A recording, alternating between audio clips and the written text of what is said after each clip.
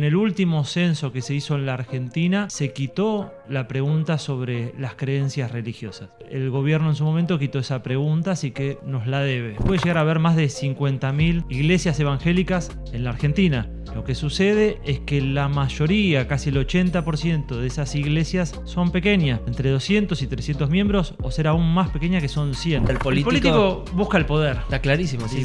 Y si no lo hace, es un mal político. Ahora, la función del pastor es otra: es acercar a la gente a tener una relación espiritual con Dios. Y quien te diga que tiene los votos evangélicos, te está mintiendo. Hola amigos, ¿cómo están? Bienvenidos a una nueva entrevista aquí en Política Analizada. Mi nombre es Julián Galeano y hoy tenemos el placer de recibir por primera vez a Sebastián Carníbal. Sebastián, un gusto, gracias por venir. No, gracias a vos por la oportunidad. Por favor, ¿venís de lejos? ¿En qué parte de Capital vivís? De Flores. De Flores. Vivo en Flores, nuestra iglesia está en la zona de Parque Chacabuco, Caballito, así que siempre estoy cerca de la iglesia. Bien, perfecto. Sebastián, para quienes no lo conozcan, es politólogo, hizo una maestría en marketing político, es parte del equipo pastoral de Catedral de la Fe y a su vez es gerente de relaciones de YouVersion, una aplicación muy importante para el mundo cristiano. Es una aplicación donde básicamente puedes leer la Biblia en distintas versiones y hay una comunidad de millones de personas, así que hay mucho para hablar para entender un poco esta pregunta de si los cristianos evangélicos en Argentina se van a meter en política, van a tener un partido propio. Hay mucho para hablar y quiero mezclar esto de tu relación íntima con la iglesia desde chiquito a tu formación como politólogo. Para empezar, hablarnos de la iglesia de la familia, que es Catedral de la Fe. Más de 40 años tienen, ¿no? Sí. Es uno de los ministerios más grandes de Argentina. Celebramos 40 años este año, hace muy poquito, en el estadio de Ferrocarril Oeste. Tuvimos una gran celebración, casi 25.000 personas. La verdad que estamos tan contentos y agradecidos a Dios por estos años. ¿Cuántos años tenés? Yo tengo 39. Claro, o sea, vos ya naciste con la iglesia, o sea... Sí, la iglesia nació en el año 84, yo nací en el 86. Mis viejos terminaron el seminario bíblico, muy jovencitos, se casaron. Mi viejo fundó la iglesia, mi vieja es de Rosario. Así que todos los días de martes a domingo mi viejo predicaba ahí en una plazoleta en Primera Junta, Rivadavia y Centenera, y se iba a verla a mi vieja a Rosario y después seguía predicando. Se casaron y me tuvieron a mí. Así que en paralelo a la historia de la iglesia, claro, está mi vida. Bien, o sea, conociste todos los procesos de la iglesia. Que están ahí en Parque Chacabuco, en Eva Perón, ¿no? Nosotros estamos en la avenida Eva Perón, 1040. 1040, ok. Conozco la parte que me acuerdo y también conozco la historia de la iglesia. Que como la mayoría de las iglesias en la Argentina comenzó siendo muy pequeña. Mi viejo comenzó, como te comentaba, predicando al aire libre en una plazoleta y se juntó una primera congregación de unas 50 personas, compartiendo la palabra casi 150 noches al aire libre. Decían que era la iglesia más grande del mundo porque no tenía techo. Básicamente, sí. Así que ahí se logró una primera congregación, se logró comprar con mucho sacrificio un garage ahí en la avenida Perón, que hoy es parte de la iglesia central. Luego se hizo una campaña muy importante en lo que es el Parque Chacabuco mismo, ahí en Emilio Mitre y Asamblea, también otras 100 noches, y ahí se formó ya una pequeña comunidad de fe de casi unas 200 personas que dio inicio a lo que hoy conocemos como Catedral de la Fe. Tus papás, Osvaldo y Alejandra, tienen formación a su vez profesionales, ¿no? Creo que Osvaldo periodista y tu mamá es psicóloga, ¿puede ser? Mi vieja es maestra. Es maestra. Hizo magisterio, después hizo una licenciatura en psicología y ahora está terminando su doctorado en psicología. Mucho sacrificio y en paralelo nos tuvo a nosotros. Somos 3 hermanos más mi viejo, 4 varones. Pobre mi vieja, nunca llegó la nena. Y a su vez también estudió en el seminario bíblico IBRP, Río de la Plata, en donde los pastores se forman. Muchas veces se preguntan cómo es la formación pastoral. Mis viejos se conocieron ahí en el seminario, preparándose para ser pastores. Terminaron el seminario con 21 o 20 años y enseguida ya plantaron una iglesia que es Catedral de la Fe. Mi viejo estudió en el seminario y después estudió un poco de periodismo. Hizo alguna carrera más que no llegó a terminar porque ya enseguida estuvo de lleno en la iglesia. Bien. Hablanos para quienes no tengan el conocimiento sobre la aplicación YouVersion, porque es una de las aplicaciones más utilizadas en el mundo cristiano y también en el mundo cuando uno lo mira en cuanto a magnitud. Contanos un poco sobre eso, sobre el alcance que tiene. Bueno, así es. Tengo el privilegio de ser el representante para toda Latinoamérica de YouVersion, la app de la Biblia. Es una de las aplicaciones más descargadas en el mundo. Este año estamos celebrando las 1.000 millones de descargas, lo cual es algo fabuloso. Y en español tenemos unos 150 millones de usuarios en el mundo. Pensemos que Latinoamérica debe tener aproximadamente unos 600 millones de habitantes, así que esa es la cantidad que tenemos de usuarios. ¿Tenés el dato de Argentina? En Argentina tenemos casi unos 4.5 millones de usuarios. Millones. Bien. ¿Y cuántos estiman que pueden ser los cristianos evangélicos en Argentina? Bueno, esa es una gran pregunta que hoy no tenemos una respuesta certera, pero nos podemos acercar a una aproximación. En el año 2019 el CONICET hizo una investigación en donde arrojaba aproximadamente un 15,7 o 9%, con una muestra pequeña, pero con un crecimiento muy grande que pasaba de un 9 a un 15 en un periodo, si no me equivoco, de 10 años. Y creo que hoy en día podemos llegar a estar hablando de un 20% de la población nacional. A su vez hay que tener en cuenta que en el último censo que se hizo en la Argentina se quitó la pregunta sobre las creencias religiosas. No sabemos por qué. Mirá. Pregunté varias veces, no hubo una respuesta. Lo cual es un gran dato, saber... Debería ser un gran dato, pero el gobierno en su momento quitó esa pregunta, así que nos la debe. Ok. Pero bueno, veremos si próximamente con la Universidad Evangélica podemos llegar a hacer una investigación que hable sobre las creencias de los argentinos y ahí poder llegar a diferenciar las distintas religiones. Bien. Sobre las creencias de los argentinos, voy a citar algunos datos justamente de este informe del CONICET, que como bien dice Sebastián es del 2019, así que seguramente hay datos que obviamente están desactualizados, pero está bueno tomarlo como base porque es lo último serio que se ha hecho. En Argentina, el 62,9% es católico, profesa la fe católica, el 15,3% es evangélico, el 18% no tiene religión, ahí se dividen entre los que no tienen ninguna, son ateos y son agnósticos.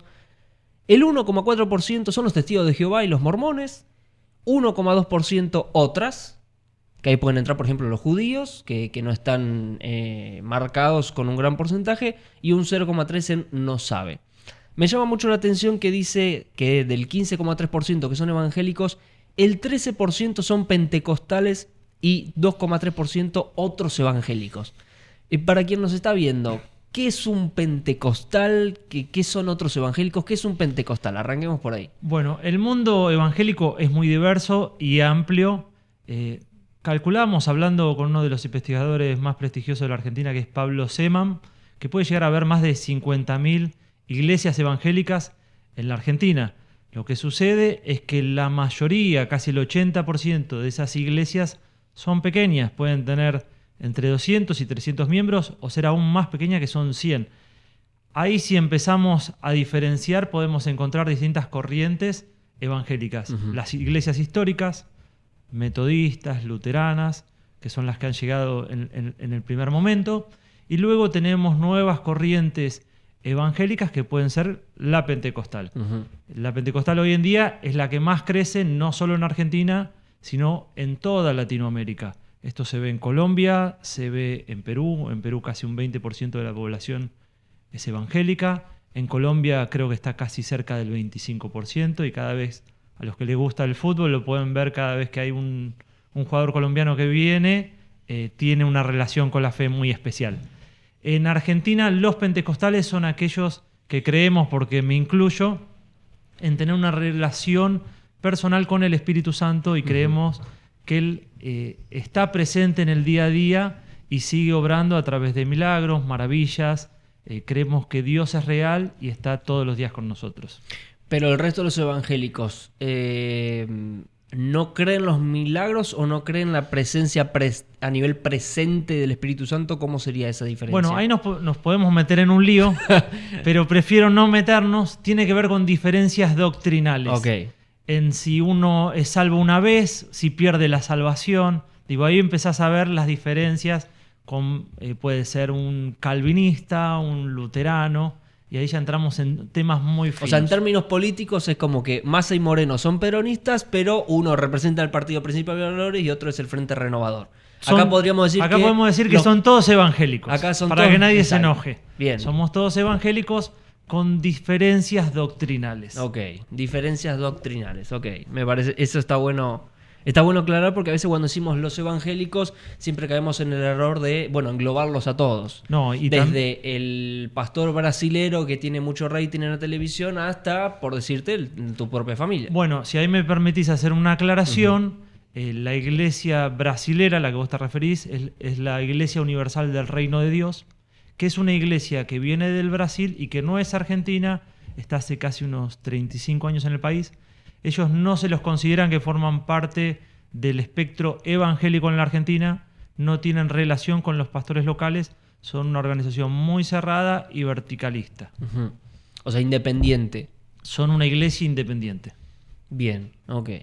Qué lío que hay ahí, ¿no? Si te pones a mirar, porque ahora también llegó, bueno, fue noticia hace poco lo de Javier Milei en el Chaco y se hicieron obviamente muy virales los videos de las oraciones, las manifestaciones, el testimonio de los 100.000 pesos a $100.000. Es como que, a diferencia del quizás el verticalismo que uno puede encontrar en el catolicismo, no pasa lo mismo en el mundo evangélico. Nosotros crecemos por nuestra diversidad. Digo, esa es una de nuestras fortalezas. El cristianismo siempre ha crecido, por ejemplo, durante la época del Imperio Romano, porque no tenía una organicidad. Digo, hoy en día las iglesias pueden comenzar en un garage, así comenzó la iglesia donde se congregaba mi madre en Rosario, en un pequeño garage, en una cocina, un grupo que se junta a orar, a leer la palabra, y después con el tiempo algunas van creciendo y otras se quedan en un número de 100, 50. Ok.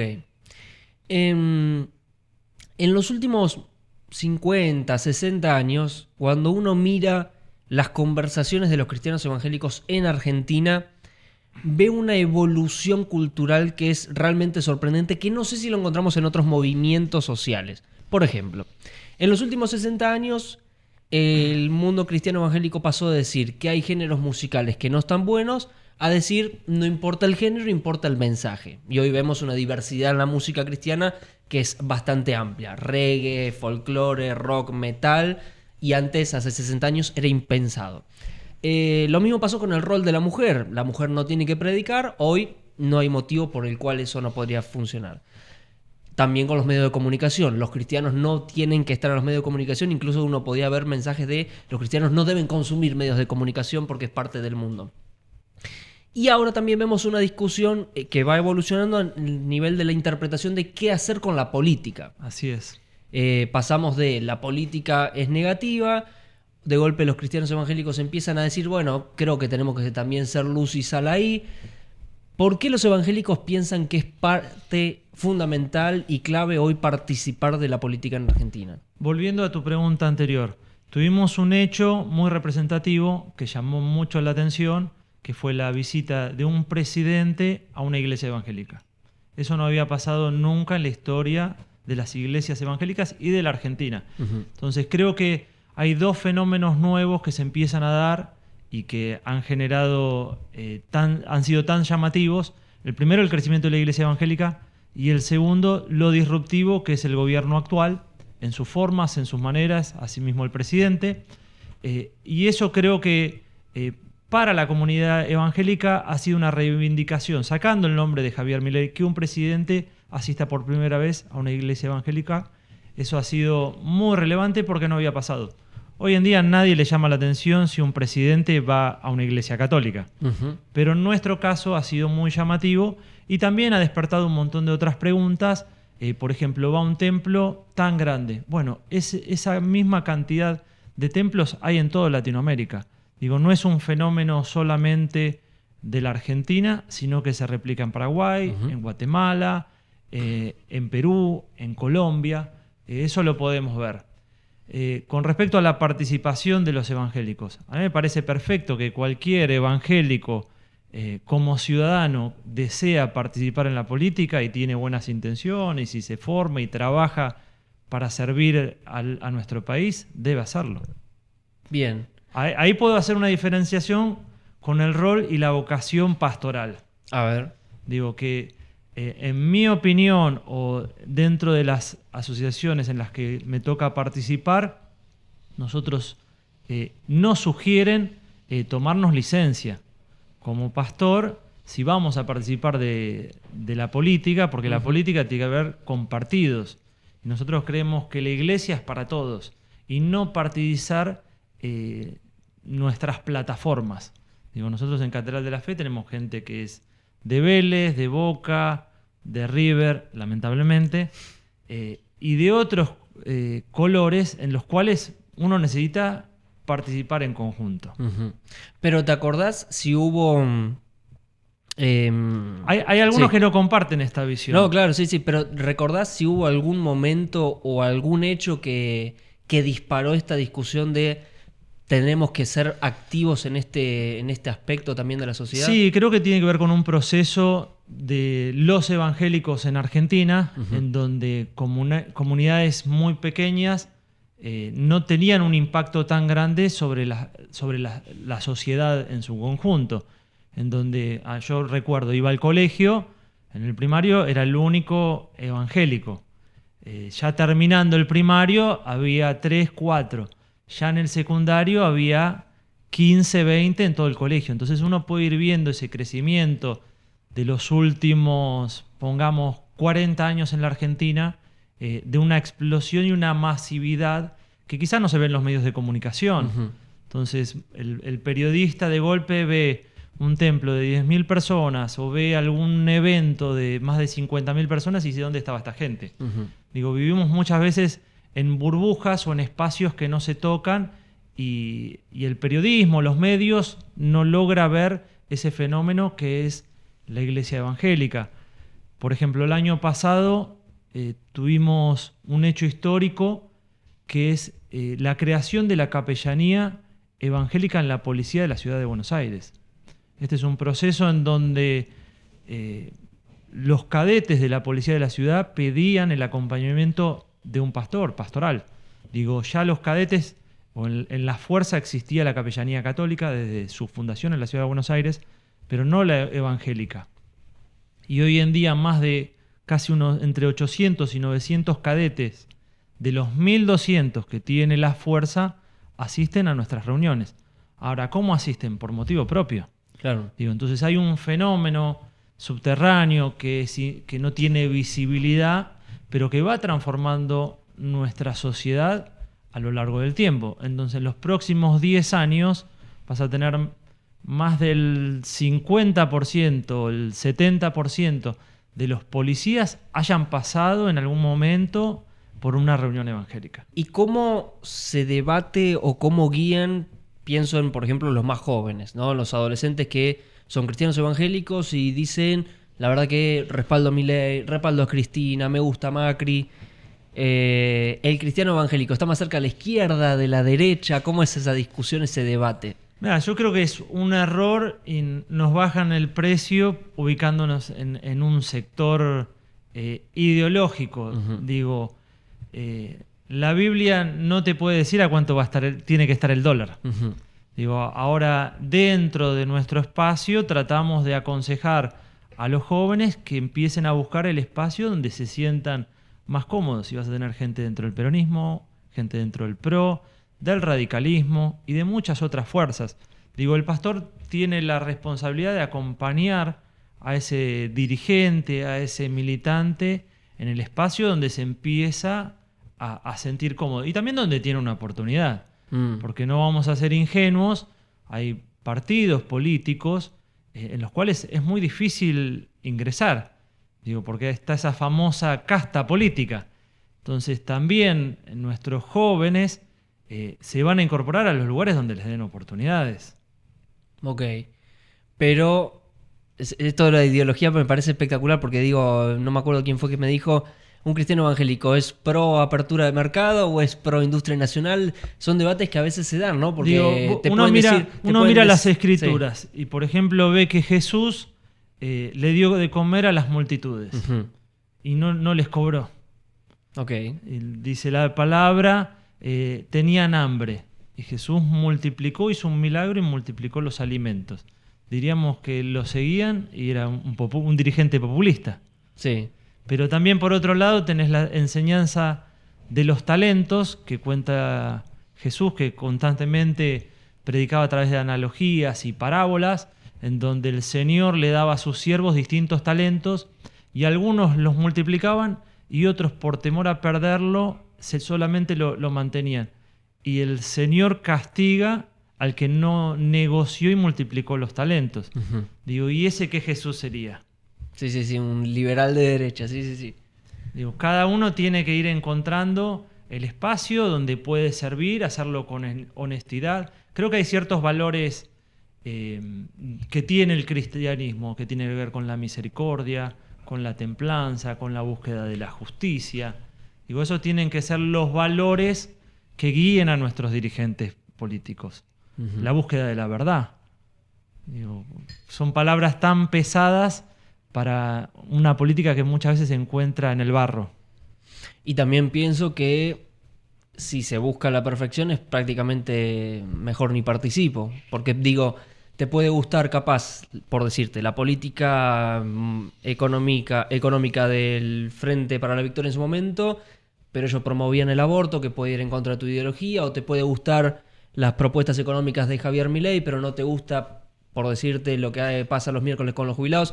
Es como también encontrar ese balance entre la perfección no existe. Mira, a mí me preguntan, bueno, hay mucha gente que va a una iglesia y después busca otra, y siempre les digo, mira, la iglesia perfecta nunca la vas a encontrar.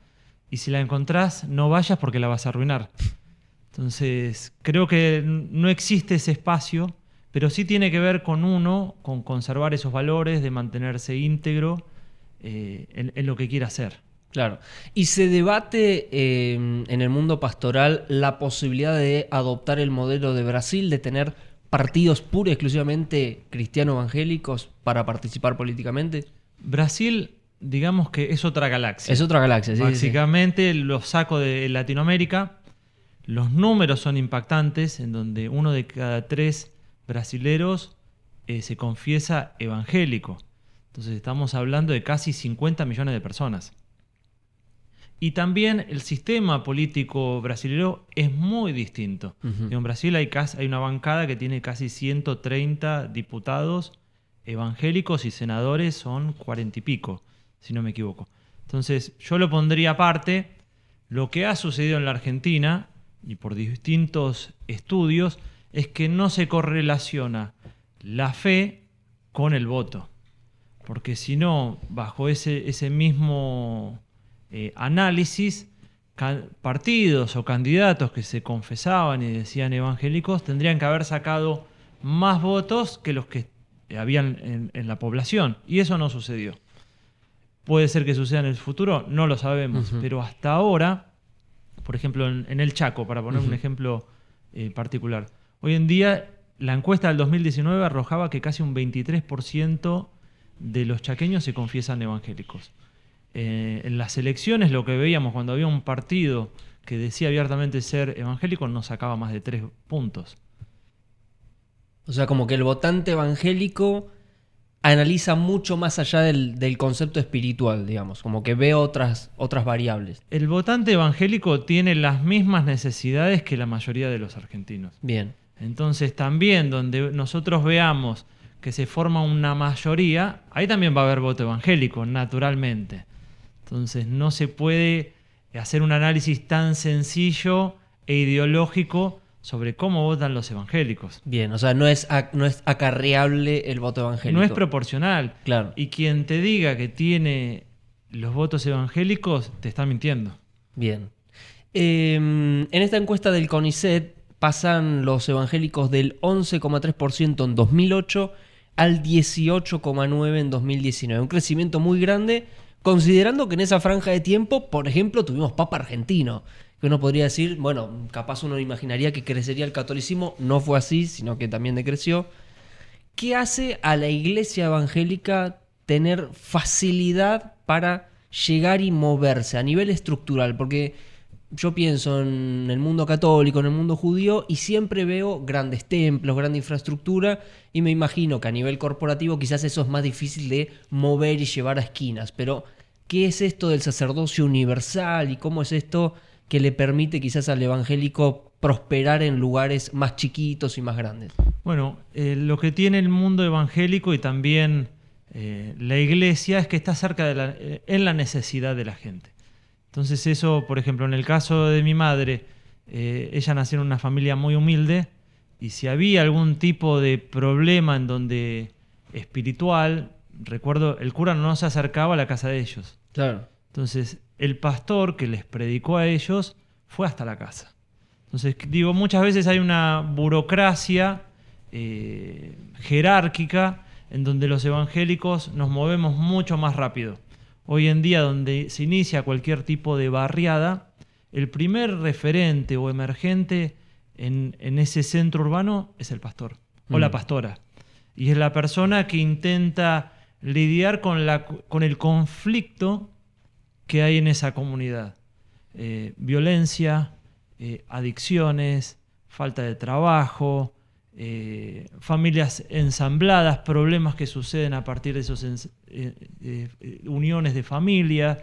Digo, el pastor es una persona que es parecido a quienes pastorea. Uh-huh. Y esto lo vemos en Jesús. Digo, los discípulos se parecen al pastor. Además, el pastor es un referente local. No es alguien que viene de afuera, alguien que traen de España o que traen de Polonia. Uh-huh. Por ejemplo, el último papa es de los Estados Unidos, fue al Perú. Eso en nuestro mundo no pasa.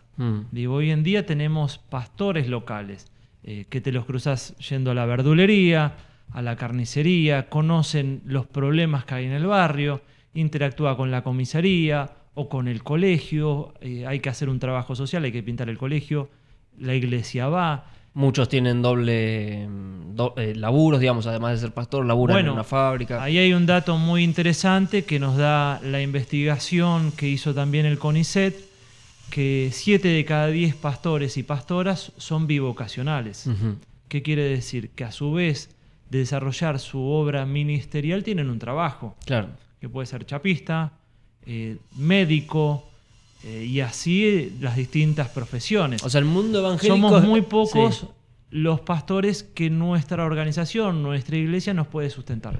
O sea, hay menos burocracia, y que se entienda bien, para representar al reino de Dios, podríamos decirlo de una forma, en el mundo evangélico. También es la forma en donde nosotros uno confiesa los pecados, pero no va a un confesionario. Uno tiene una relación directa con Dios.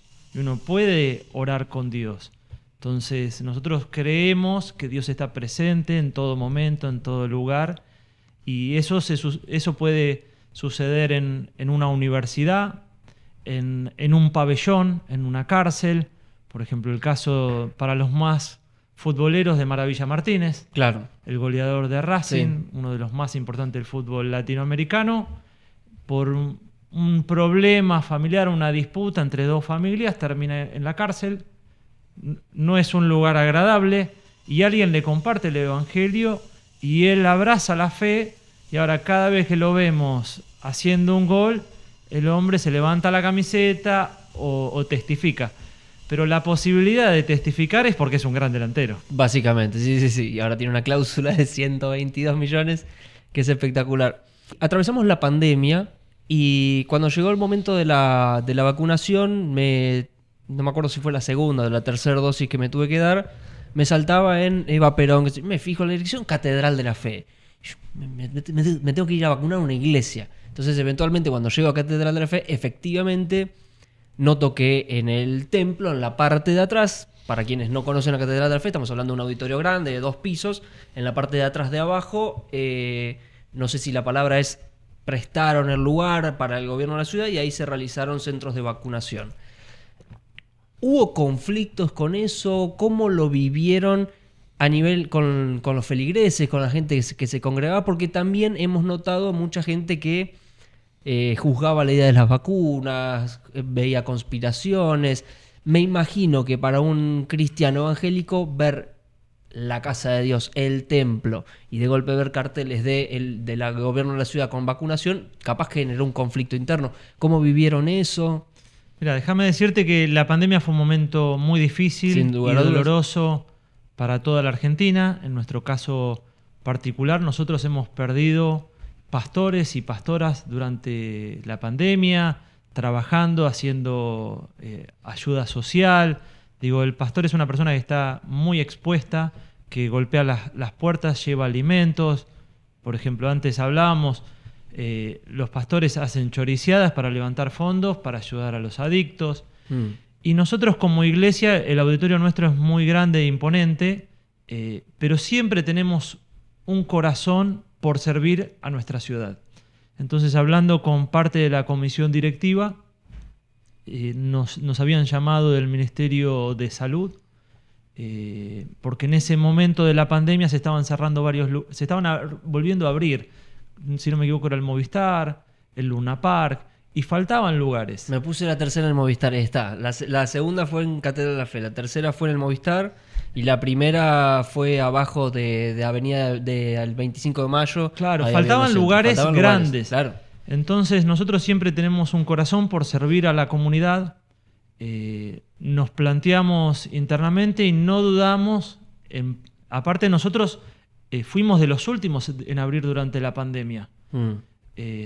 No teníamos reuniones presenciales, las reuniones eran todo por streaming y unánimemente decidimos prestar las instalaciones para que la ciudadanía pueda venir a vacunarse, lo cual era algo urgente para la población. Y la verdad que la respuesta que recibimos fue muy buena. Más de 300.000 porteños pasaron por nuestra iglesia y que también tuvieron un primer acercamiento a un templo evangélico, volviendo un poquito para atrás con lo que decíamos de la visita del presidente a un templo evangélico, sacar cualquier estigma o prejuicio que quizás uno puede tener. Tuvimos 22 boxes que todo el tiempo estaban vacunando, así que para nosotros fue importante poder brindar ese servicio a la ciudad. Bien, comentame sobre el movimiento Diáconos. ¿De qué se trata? Bueno, creo que hoy en día las instituciones están en crisis, lo vemos, las instituciones históricas, y de hace casi unos 4 años, junto a un grupo de pastores, decidimos fundar un movimiento que se llama Diáconos, en donde podamos reunirnos distintos referentes pastorales de la nueva generación, y sobre todo un movimiento interdenominacional. ¿Qué quiere decir esto? Que es por fuera de lo institucional. Porque muchas veces a las nuevas generaciones les cuesta encontrar un espacio donde conversar, donde opinar, donde ver qué cosas podemos mejorar o modificar, y en donde también nos podemos ayudar los unos a los otros en lo que se está viviendo hoy en día en la Argentina, y sobre todo pensar cómo servir mejor y presentar el Evangelio. Bien, y en términos políticos, ¿qué están hablando esta nueva generación de pastores? Bueno, vemos una Argentina con muchas dificultades, en donde todo fácilmente cae en esa grieta, o estás en un lugar o estás en el otro, pero nosotros necesitamos estar en un lugar de ayuda, de construir puentes, de ver cómo poder generar diálogo, ¿no? Y sobre todo ayudar a la comunidad en cada una de las acciones que hacemos. Puede ser desde un comedor, desde mujeres en situación de vulnerabilidad, desde lo que fue el aborto. Nosotros hemos atendido más de 600 mujeres, en donde nosotros las acompañamos durante quizás su embarazo, que no ha sido planificado, y las acompañamos tanto en el momento en el cual quieren continuar el embarazo o quieren abortar. Y nosotros como iglesia estamos en ambos momentos. Entonces, con las mujeres, en las cárceles, en los centros de adictos, nuestro centro de Catedral de la Fe, han pasado más de 10.000 jóvenes en estos últimos 25 años. Entonces, sobre todo pensar cómo poder hacerle bien a nuestro país.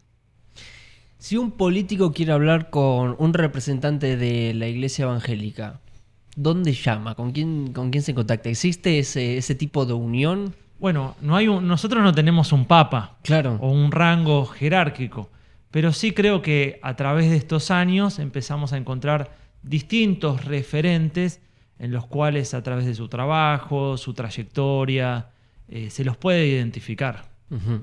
Así era, por ejemplo, podría ser Es una asociación, después también pastores independientes, digo, no necesariamente instituciones, porque realmente lo que busca o cómo se encuentra, uno ve el trabajo que hace en un colegio, en una congregación.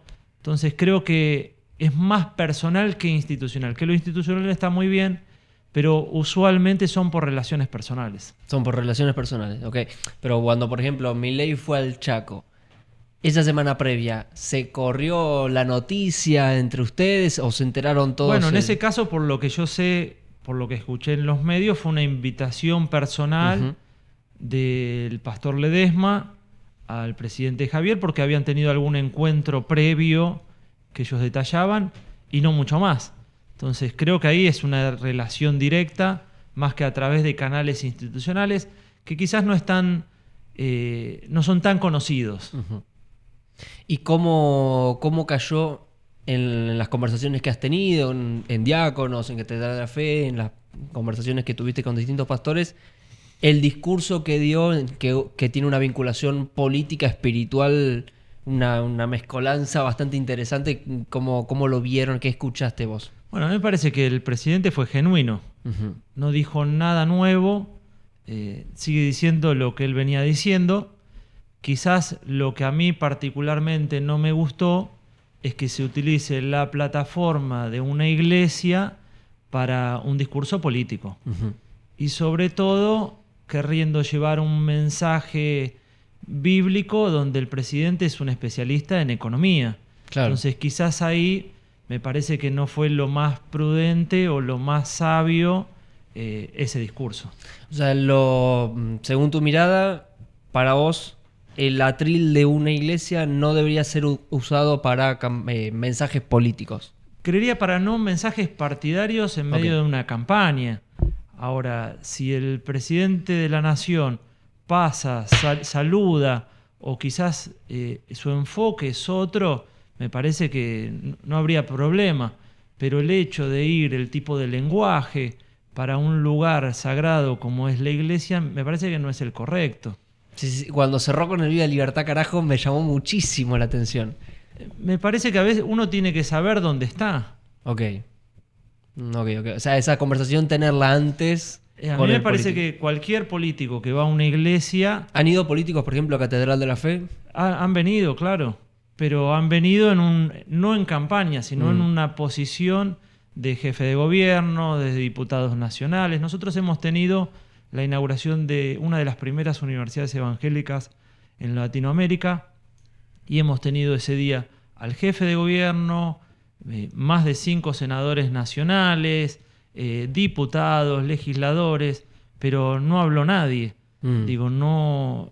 Hablamos desde la fundación de la iglesia y no le damos el micrófono a los políticos en ese momento. Ok. Son difíciles entonces para captar el voto, se podría decir. O sea, el político que piensa que con vincularse con pastores consigue un voto, no la va a tener tan fácil. Pero es que esa no es la idea. El político... Pero entendés que es tentador para el político. El político busca el poder. Está clarísimo, sí. Y si no lo hace es un mal político. Ahora, la función del pastor es otra. Digo, es acercar a la gente a tener una relación espiritual con Dios. Entonces, entiendo que vivimos en una comunidad donde nos relacionamos y que si el político toma buenas decisiones, favorece a esa comunidad más grande que es simplemente la iglesia, se hacen acciones en conjunto. Pero me parece que hay que cuidar el espíritu del mensaje que se dice en la casa del Señor. Perfecto. Seba, muchísimas gracias por venir, por pasar. Si alguien te quiere contactar o quiere conocer más sobre tus proyectos, ¿cómo pueden hacer? Me pueden contactar a través de redes sociales, mi Instagram Seba Carníbal o en Twitter. Me escriben y ahí entramos en contacto. Gracias por la oportunidad y la invitación. Bien, gracias por venir. Última, lo de diáconos, me quedó esa duda. ¿Es algo, entre comillas, como privado, íntimo, o se publica, hay contenido sobre eso? ¿En qué? Es un movimiento que estamos desarrollando en toda Latinoamérica, especialmente para los pastores. Así que si hay algún pastor mirándonos... Pero digo, ¿hay algo, si yo quiero entrar a YouTube y ver algo de esas charlas? En redes sociales hay algo de contenido, Okay. pero sobre todo es una relación de encuentros que vamos haciendo. Bien, perfecto. Gracias por venir, Seba. De nada. Y gracias a vos por estar ahí del otro lado. Recordá de suscribirte, de activar la campanita. Nos vemos en la próxima entrevista aquí en Política Analizada.